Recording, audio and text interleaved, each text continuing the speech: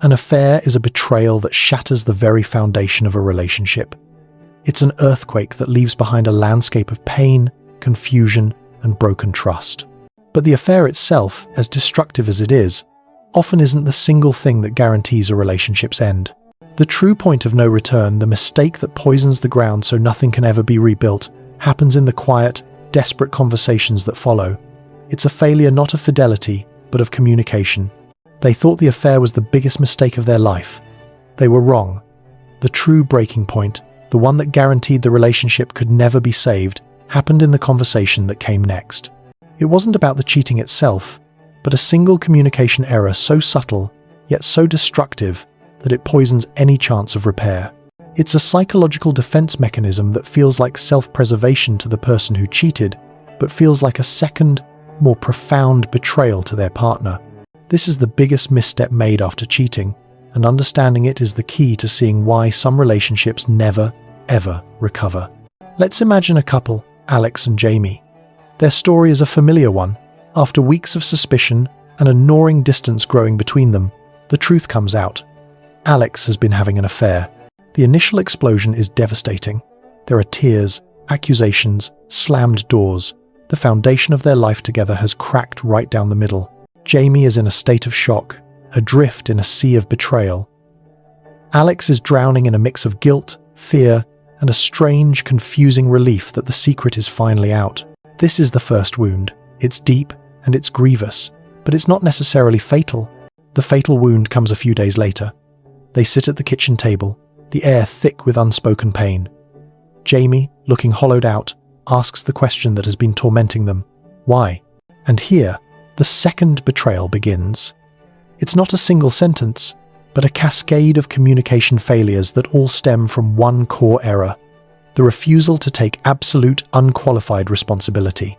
Alex begins, "Jamie, I am so sorry, but you have to understand, you've been so distant lately. It's like you were never here, even when you were. I was just so lonely." This is the first error: justification. Alex isn't just explaining, they're subtly shifting the blame. The subtext is clear: your actions contributed to my choice. For Jamie, this doesn't feel like an explanation, it feels like an accusation. Jamie was the one betrayed, yet is now being handed a portion of the fault. While relationship problems are almost always a shared responsibility, the choice to cheat is not. That act belongs solely to the person who did it. Next, Jamie asks about the other person, needing to understand the scope of the betrayal. Alex, desperate to minimize the damage, says, "It meant nothing. It was just physical, a stupid mistake." This is the second error: minimization. Alex thinks they are protecting Jamie by downplaying the affair's significance. But what Jamie hears is that the immense pain they're feeling was caused by something meaningless. It invalidates their grief. It also implies Alex was willing to shatter their marriage for something that didn't even matter, which can feel even more insulting. Jamie is left to wonder, "You threw everything we had away for nothing." Finally, overwhelmed by Jamie's silent, bottomless pain, Alex says, "I know you're hurt, but can we please find a way to move past this? I can't live like this. Do you know how much guilt I'm feeling?" This is the third and most toxic error: rushing the process and centering their own pain. Alex is asking Jamie to manage their discomfort with the consequences of their actions. They're asking Jamie to fast forward through a grieving process that has barely begun because their own guilt is too heavy to bear. Jamie is bleeding out on the floor, and Alex is asking for help, feeling better about the knife they're holding. In that moment, the relationship doesn't just die, it's sealed in a tomb. Jamie now understands a terrible truth. The affair was a betrayal of their past, but this conversation is a betrayal of their future. It has shown that Alex is not a safe person to heal with. Their priority is not Jamie's pain, but their own absolution. Jamie realizes that if they were to stay together, every future argument, every moment of insecurity, would be met with this same wall of defensive justification. Trust isn't just broken. Jamie now sees it can never be rebuilt, because the person who broke it is unwilling to do the excruciating work required to fix it. This is the biggest misstep: a communication style rooted in self-protection at the expense of the betrayed partner's reality. It is a failure to create a space of absolute psychological safety, where the hurt partner can be angry, ask questions, and grieve without being managed, blamed, or rushed. The psychological anatomy of the misstep. So what's going on in the mind of the unfaithful partner that leads to this catastrophic failure in communication? It's often driven by a powerful psychological force called cognitive dissonance. Cognitive dissonance is that deep, gut-wrenching discomfort you feel when you hold two contradictory beliefs, or when your actions go against your beliefs. For someone who has cheated, the conflict is glaring. Their belief, I'm a good, loving, moral person. Their action, I've done something deeply immoral that has caused immense harm to someone I love. This contradiction creates intense psychological tension. To resolve this tension, the mind scrambles for a solution. It has two choices. Either change the belief, I'm not a good person after all, or change the perception of the action. Most people instinctively choose the latter. They can't live with the idea that they're the villain of their own story. So, they begin to rewrite the narrative. This isn't always a conscious, malicious act. It's often a subconscious survival mechanism. The mind starts building a case to justify what happened. This is where the blame shifting and minimization we saw with Alex and Jamie come from. They were emotionally distant. This thought soothes the dissonance by framing the affair not as a moral failure, but as an understandable reaction to a broken dynamic. It didn't mean anything. This reduces the moral weight of the action, downgrading it from a profound betrayal to a simple mistake. I was unhappy. This reframes the affair as a search for something missing, more like an act of self-care than an act of destruction. The deep psychological truth is that in the immediate aftermath, the unfaithful partner is often more focused on managing their own shame and guilt than on tending to their partner's wound. Their justifications are a shield, but for the betrayed partner, this shield feels like a weapon. They are coming for comfort and answers, but are met with a defense attorney. This is why it feels like a second betrayal. The first one broke the rules of the relationship. The second proves that the person who broke them is incapable of taking the responsibility needed to repair it. Deconstructing the 10 communication failures. This single, catastrophic misstep failing to take radical, transparent ownership shows up in several distinct ways. Let's break down the most common ones. 1. Avoiding honest conversations or delaying disclosure. The first impulse for many is to hide, hoping the secret stays buried and the problem just goes away. But secrets are a poison that leaches into a relationship's foundation. When the truth eventually comes out, and it almost always does, the betrayed partner is hit with a double blow: the pain of the affair and the pain of the prolonged deception. They have to process not just the infidelity, but the fact that for weeks, months, or even years, the person they trusted most was actively lying to them every single day. 2. Redirecting blame or becoming defensive. This is the core of the biggest misstep. Phrases like, "You made me feel," "if you had been more," or "our sex life wasn't," are daggers to the heart of a betrayed partner. While a partner's shortcomings might contribute to a relationship's decline, they never justify infidelity. The moment the unfaithful partner deflects blame, they signal that their partner isn't safe to express pain. The betrayed partner learns that showing anger or grief will be met with a counterattack. Accountability has to be absolute. I made this choice. There were other options, and I chose this instead. It is my fault. 3.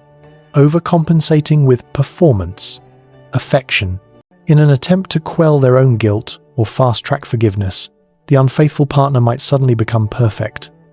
They initiate more sex, shower their partner with gifts, or become excessively attentive in a tactic often called love bombing. However, this rarely feels genuine.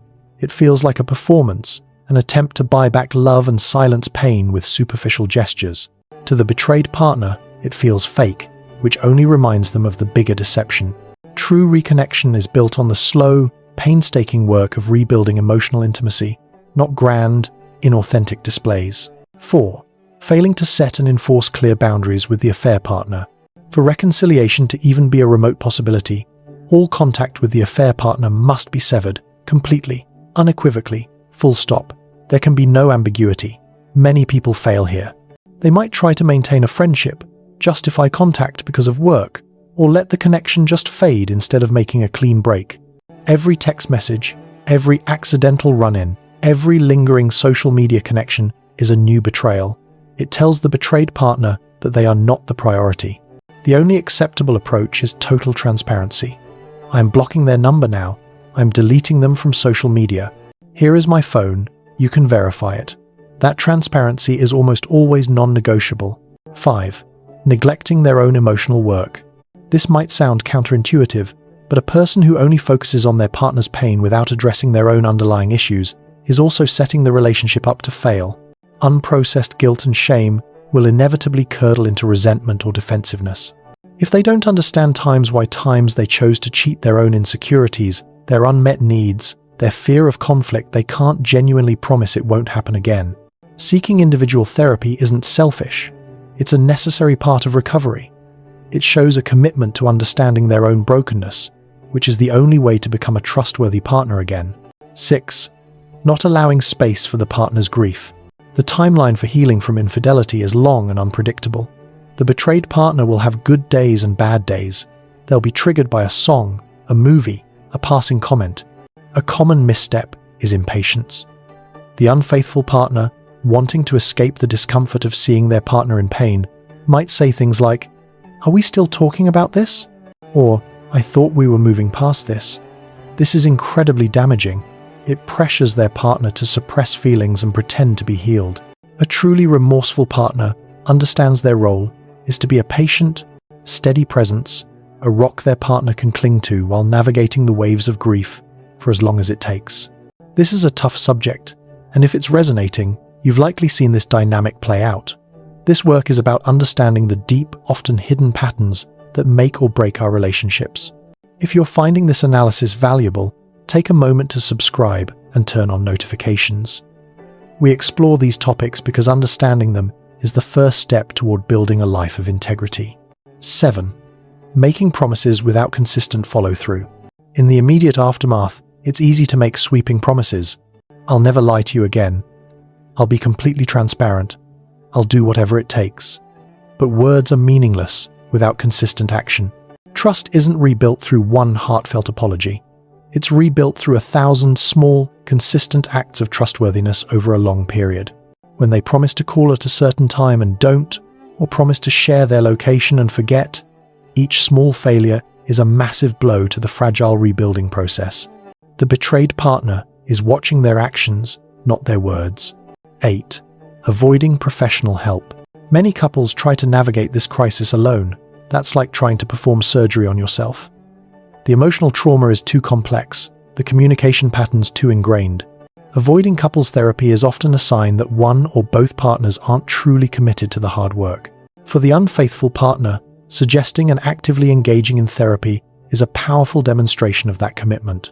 It says, "I know I don't have the tools to fix this, and I'm humble enough to seek guidance." 9. Not addressing the underlying relationship issues at the right time. Here's a nuanced but critical point.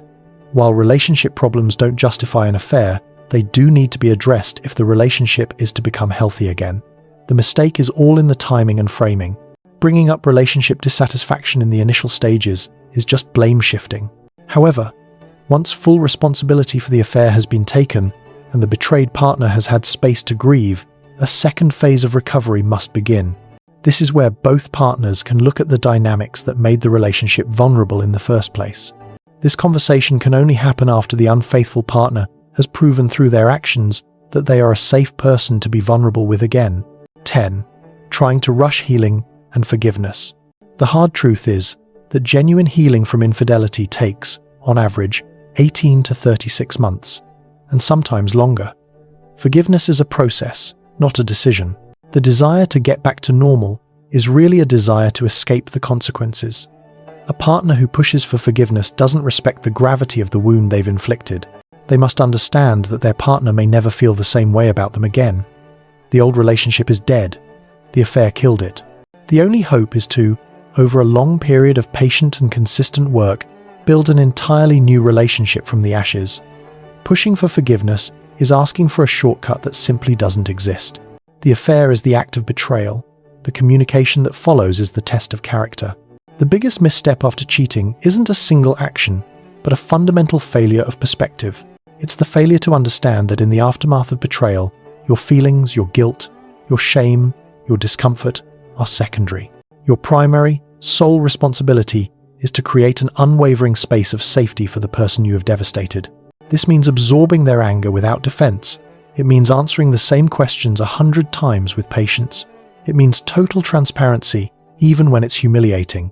It means taking absolute, 100% responsibility for your choice, without a single thread of blame or justification. It means understanding that trust is not a right. It's a gift that has to be re-earned, one painful, honest, and consistent day at a time. The affair breaks the past, but it's the failure to communicate with integrity that breaks the future. The opposite of betrayal isn't just fidelity, it's radical honesty, and a relationship can only survive if both partners are willing to live in that uncomfortable, difficult, but ultimately unbreakable truth. What are your thoughts? Have you witnessed this communication failure play out? Share your perspective in the comments below. Your story might be the one that gives someone else the clarity they need.